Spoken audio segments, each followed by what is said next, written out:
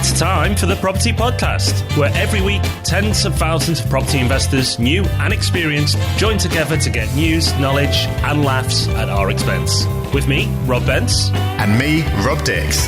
Join us every Thursday morning for your weekly dose of property ideas and motivation.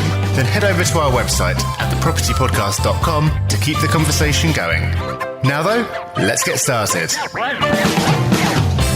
Hello everyone and welcome to the Property Podcast. It's episode 120. I'm Rob B. Yes, you've guessed it. With me is Rob D. We've got a bumper episode this week. So Rob, let's get straight into it. What have we got coming up? What we've got coming up is telling you how to build a property empire. Woohoo! Oh yes. And this is all via the medium of recycling your cash. This is a topic that gets talked about a lot in the Property Hub. If it's not a concept you've come across before, we're going to explain exactly what it is, why it's something that you need to know about, and the finer points of how to do it as well. So we've got a lot of ground to cover, but we've also got some news to reiterate as well. We have. So last week we mentioned that we have a meetup coming, and it still is. It's on the 23rd of July. It starts at 6 p.m. It's at Canal 125, which is in the King's Cross region, as we normally have it. You are more than welcome if we can fit you in. Go to thepropertyhub.net/London meetup and apply for your ticket there. Absolutely free. You just have to be a Property Hub member, again, which is absolutely free. And if you're not a member, you're bonkers because there's loads of really good stuff in there that you can use and utilise, again, for free. So make sure you apply for a ticket and hopefully we will see you there. And if the weather's good, we've got a roof terrace. So be in July, we will see, because you never know. But hopefully the weather's good and we can take advantage of it. It's a lovely venue. Yep, it's going to be a good one. It's been too long since we last did one of these, so really looking forward to getting down there and seeing some friendly faces. Now, linked, Rob, to building an empire, this is quite a worrying news story you've brought to the table. Yeah, so just to kick us off on a depressing note, a story from The Telegraph, property boom triggers dash to reopen divorce carve-ups. So the idea of this is that people who've divorced, they've divided the portfolio between them. That portfolio has gone up in value over recent years. And so cases are being reopened because they feel like the division now isn't fair. So it's a bit of a depressing one, but there's an important point behind there about the structure that you buy properties in, about having plans for different scenarios. It's not a lot of fun, but it's something that's worth having in mind.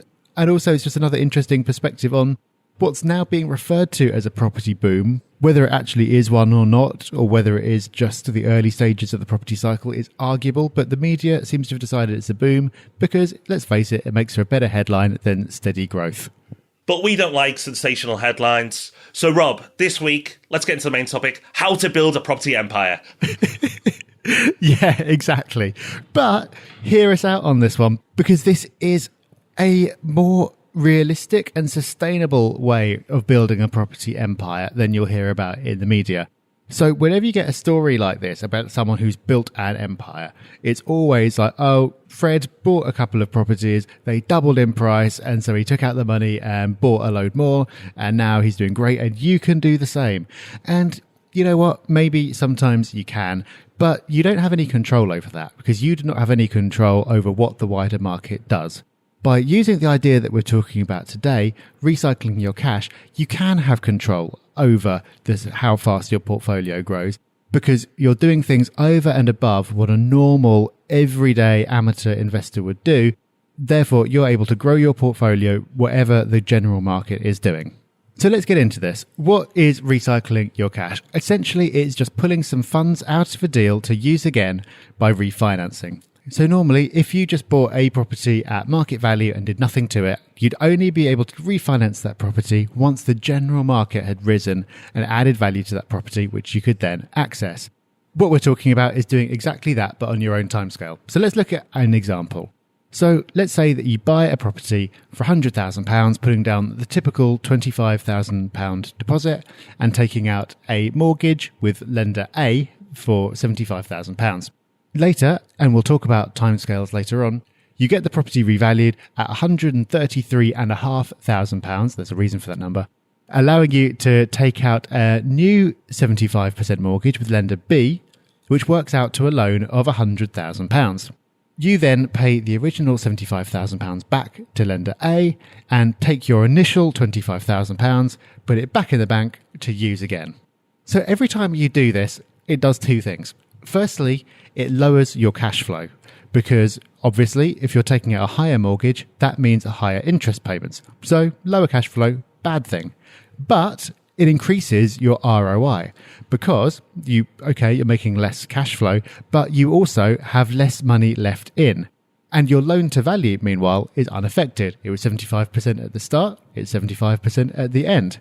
The point that I think people often struggle with this concept is the fact that it lowers your cash flow. So it seems like a bad thing, but it's the ROI that matters. We always talk about how ROI is the true measure of how well a property is doing. And because you've got less cash left in there, you're getting a better ROI. And most importantly, it allows you to build a larger portfolio because you won't need to find so much money for deposits. Rather than having to save up a whole another £25,000 to buy the next one, you've got your first £25,000 back and you can use the same money to buy the next property. Hence, recycling your cash. So it sounds fantastic. You buy one property, you take the money out, and you buy another one, and you've put no more money in.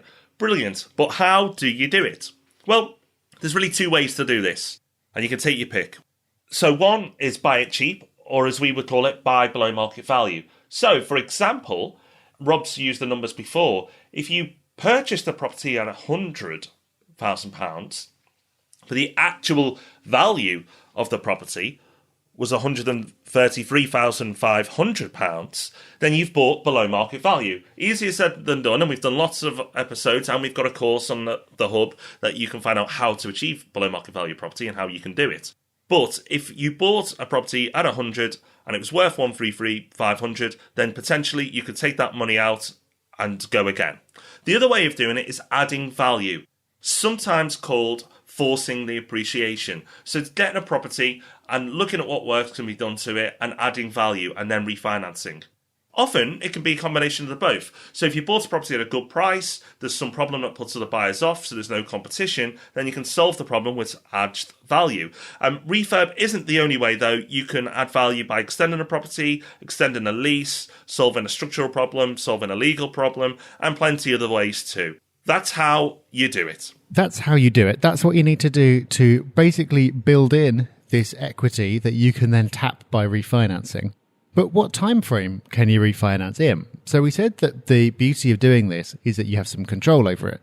If you bought at market value and did nothing to the property, then refinancing depends on the wider market. That could happen in a couple of years. It could take 5-10 years more. By doing it this way, you have some control over the time frame, but it's still not immediate. If you're adding value to the property through some kind of refurbishment, you can normally begin the refinancing process once you've owned the property for 6 months. So 6 months from the day you bought it, you can start the process. So maybe it'll take 7 or 8 months by the time the loans actually come through. There are a couple of lenders where it is possible to do it more quickly. But if this is something that you're looking at doing, you'll want to speak to a broker to find out more about that and find out exactly what the situation is. But if you're adding value, 6 months is when you can start. If you've just bought below market value and you haven't done any work to it, so the discount was due to your negotiation skills rather than any work you've done, then you might have to wait up to 2 years before a valuer will consider it to be worth more than you paid for it. Sadly, you don't get rewarded for being a good negotiator. So timeframes are a little bit more variable with this one, but generally a little bit longer if you've gone primarily down the BMV route rather than the forcing the appreciation route. And that's fair if you think about it. If you're going to do the work and you've got to put time and effort into doing a refurb project, then 6 months, is not too bad. But if literally you're just buying a good deal and that's it, and you just sit on it for a couple of years, then great, I'm still happy to do that. It's not an exact science, so it's not exactly 2 years and it's not exactly 6 months. It can be done a little bit quicker or sometimes a little bit longer. It depends on circumstances. There's lots of things to look at. You need local comparable sales for the higher prices to be going through. If the market dries up in your area and that's not happening, then that may delay things. But if there's plenty of good comparable sales going through the market, you might be able to do that a little bit sooner. So there are lots of variables. So buying in an area with an active market certainly helps. So how do you finance a property you want to recycle? That's really the next point we need to look at. If you plan to refinance as soon as you've added value, let's say within a year, you should be buying cash, bridging, or a specialist refurb mortgage. Some people use normal mortgages with no early redemption penalties, but lenders don't like it. It's not how they intend the product to be used, so you can get blacklisted once they notice. Now, this isn't advice, but if you did it once or twice, they might not notice. But if you're doing it consistently, they will. However, if you wait a couple of years, like we've explained before, just let your normal mortgage product go through, then that'll be fine. You're not going to get in any trouble at all. Just be aware of that when you're financing a property. If it's short term and you're going for the 6-month option, look at bridging or specialist finance or cash to get going and then refinance further down the line. Okay, so this is all great, but is it easy? No, of course not. There are barriers to doing it successfully. So let's look at what those are. Well, first of all, let's put aside the issue of actually finding the deal in the first place and doing the work. Not necessarily the easiest thing in the world to do. Far easier to find somewhere that looks beautiful and brand new and just pay whatever they're asking for it. That's probably what the majority of investors do, but we are a bit more ambitious than that. But let's say that you've got that part sorted. We've talked about that kind of thing in the past. There's a few barriers specifically related to this recycling strategy. Firstly, the rental income must support the higher borrowing. So by refinancing at a higher value, you're increasing your mortgage.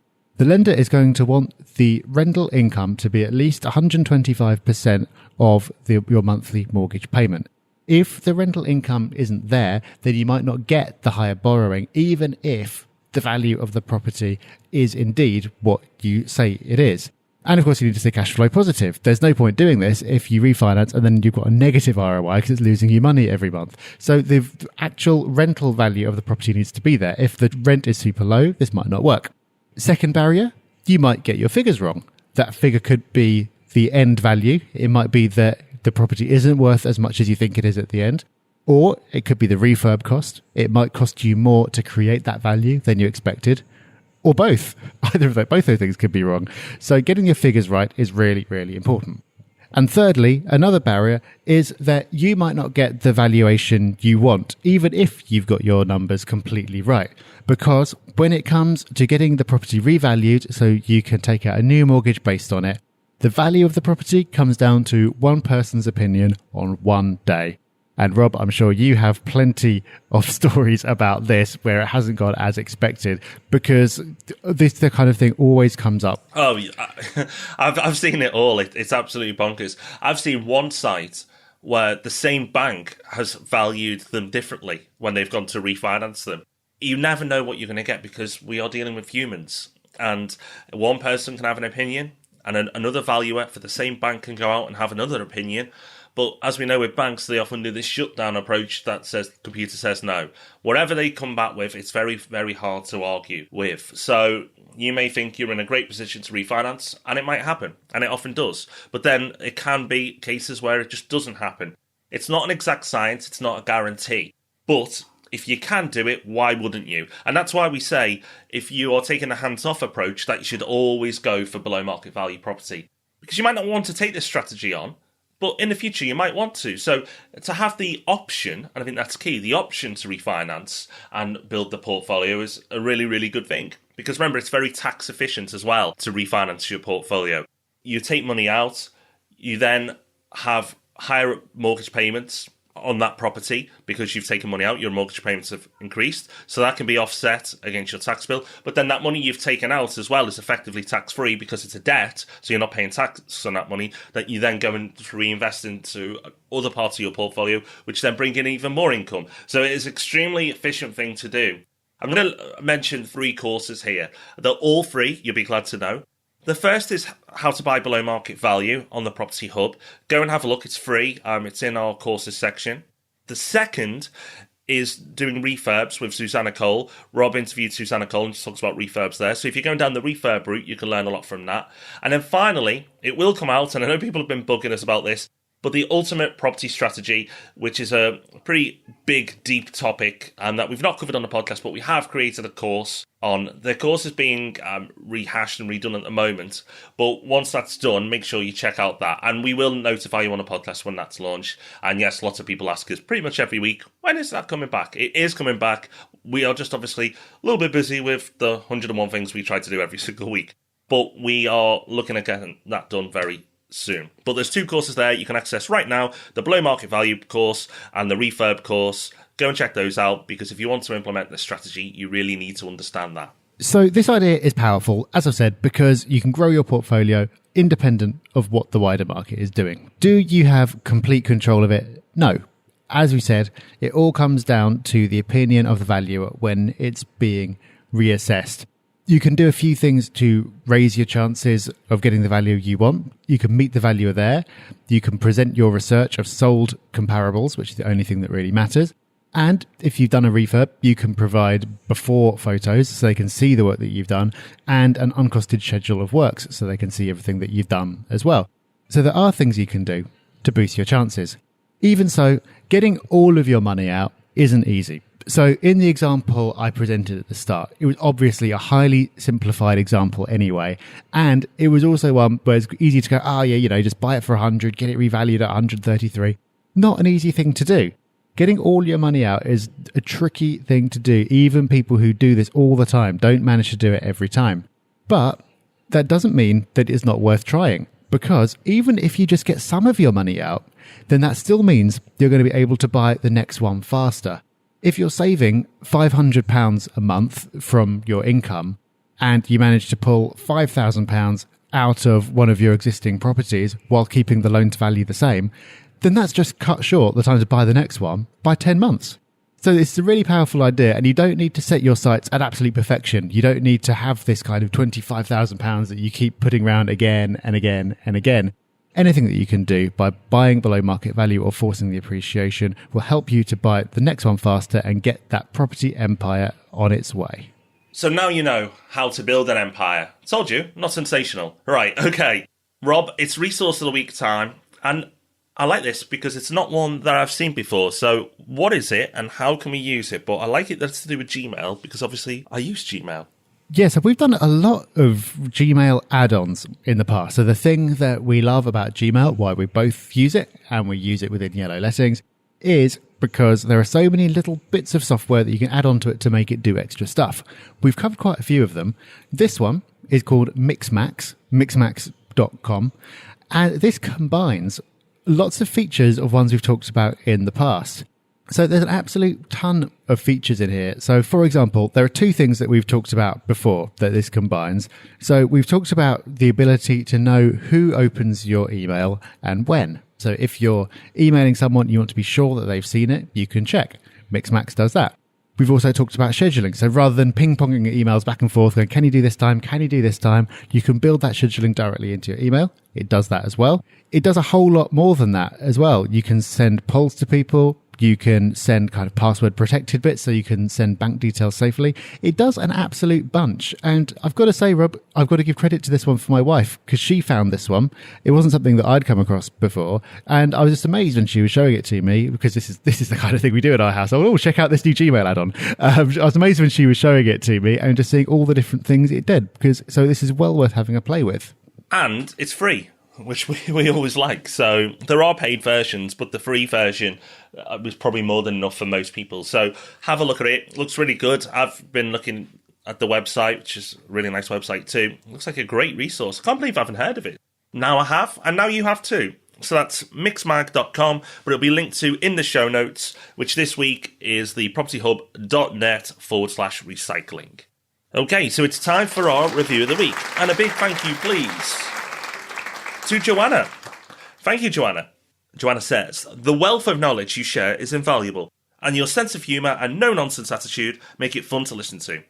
I can't thank you enough for the ideas and wonderful resources you've introduced me. For example, Entrepreneur on Fire.